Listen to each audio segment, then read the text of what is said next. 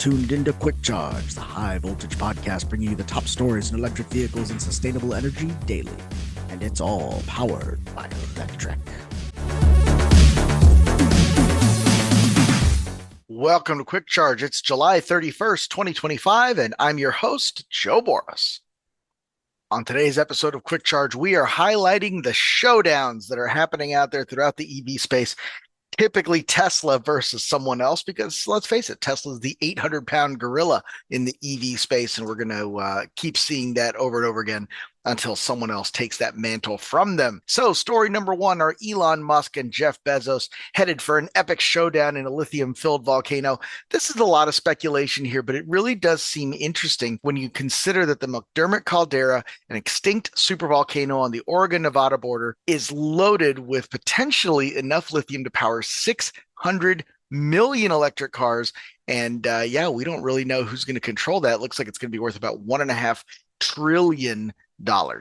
Again, located at the southern end of the McDermott caldera in Humboldt County, Nevada, the lithium deposit at Thacker Pass is believed to have estimated reserves of 1.3 million tons of lithium carbonate equivalent.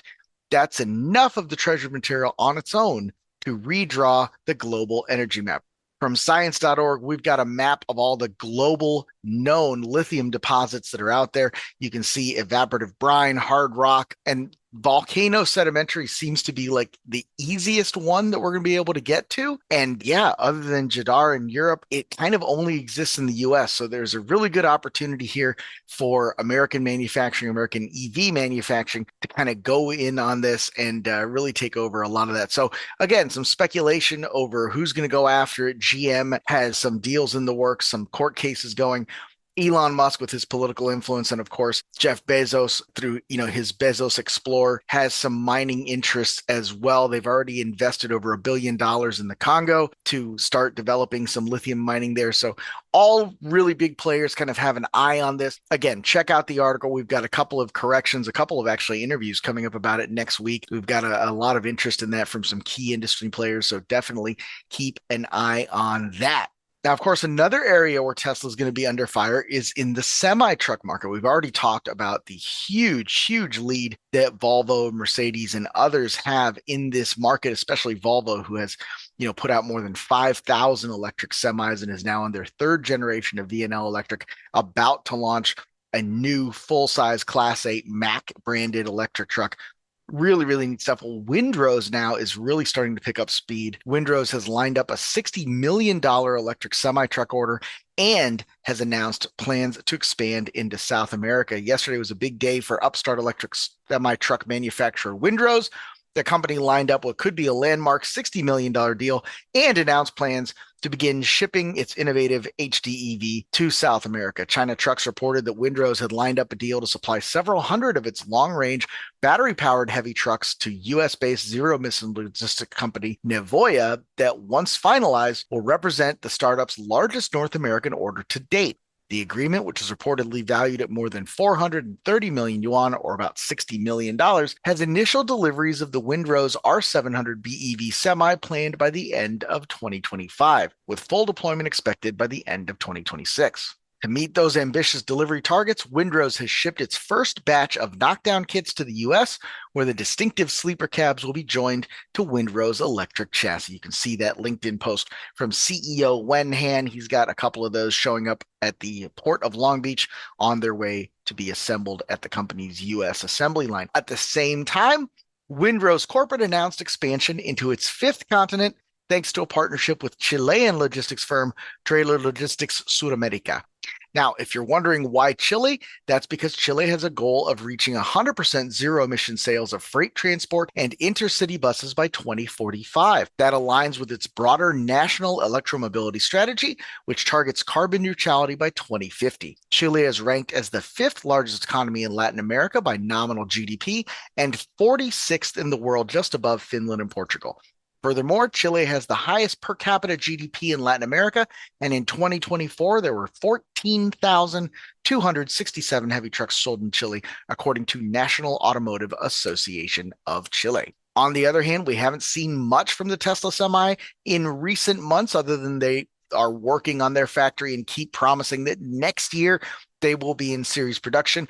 Tesla Semi efficiency improves in real-world trucking test covering 4,494 miles over 3 weeks. This is the last thing that we've seen from them. 2 Tesla Semi customers got closer to what Musk claimed in 2022. DHL got 1.72 kilowatt hours per mile in their own test, and Saya got 1.73. Now, Tesla Semi appears to have improved quite a bit in a new real-world test by logistics company ArcBest. The company claims to have put a Tesla Semi through regular operations, varying from lane dispatch to regional runs over 3 weeks, saying, quote, over a 3-week period, ABF operated a Tesla Semi across typical dispatch lanes, including over-the-road routes between service centers in Reno, Nevada and Sacramento, California. The pilot also included regional runs in the Bay Area and rail shuttle operations.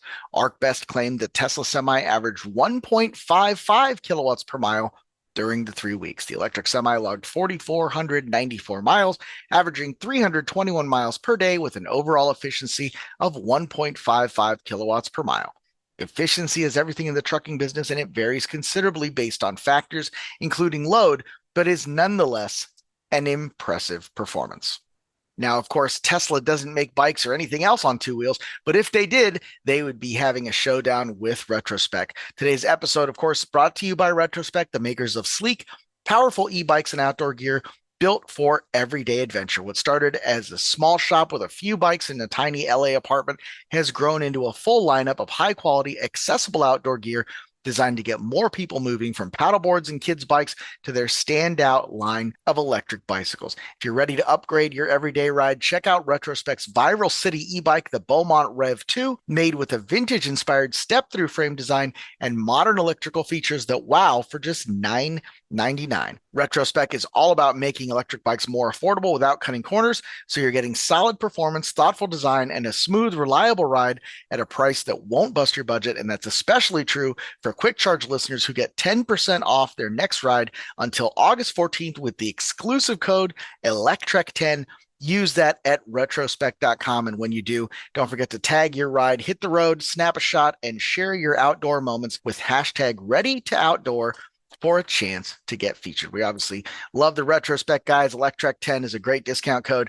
Thanks for sponsoring the show, and definitely go check those guys out if you're in the market for stand-up paddleboard, inflatable deck, great stuff there. Now, as we talk about Tesla, we have to identify that in the last couple of days, we've had some positive articles about Tesla's autopilot features, especially as they compare to the Chinese brands in those real-world tests put together by the Chinese YouTubers. But Lucid now is stepping up their autopilot and ADAS game as well. Lucid Air drivers can now use these hands-free driving features. Starting yesterday, drivers can unlock hands-free driving with other features. The company says the new capabilities, quote, will allow customers to experience easy-to-use, intuitive hands-free driving and hands-free lane change assist on compatible divided highways. Like other ADAS systems, you can activate the feature using the turn signal.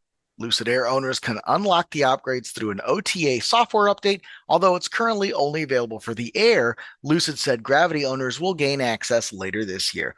The update marks a major milestone for Lucid's Dream Drive Pro. According to Lucid's Vice President of ADAS and AD, Kai Stepper, the new vehicle offers a glimpse into the future that Lucid is building through its software-defined vehicles. On the Tesla side of things, Tesla's robotaxis are now officially powered by human drivers as it launches a ride-hailing service in the Bay Area. Tesla's robotaxis are now blatantly operated by human drivers in the passenger seat as the automaker launches a ride-share app in the Bay Area. Over the last few weeks, Tesla's been teasing the expansion of its robotaxi service in California, despite not having secured any of the permits required for an automated driving system in the state. Now, Tesla has expanded its service area to the Bay Area, but even though it is in the robotaxi app, it's only calling it a ride-hailing service because there is a driver in the driver's seat of each car. You can check out Elon's tweet on X here. Not super impressive. Another thing that's not super impressive right now is demand for Teslas in Europe. And as such, Tesla has stopped taking orders for the Model S and X. Now, they've done this before, sometimes with model updates, sometimes with feature updates. In this case, it looks like they're just building up inventory. So if you want a Model S or X in Europe, you have to choose from dealer inventory. You cannot configure or order one anymore. At the same time, Lucid is getting real serious about marketing its S and X competitors, the Lucid Air and Gravity. They have got the Lisan Al Gaib, Paul Muad'Dib, Timothy Chalamet, who has become their official global brand ambassador. That can't be cheap, and kind of shows that they are getting serious. That's all I've got for today, July 31st. Be sure to like and subscribe. Don't forget to check out retrospect.com. And yeah, we'll see you again in August.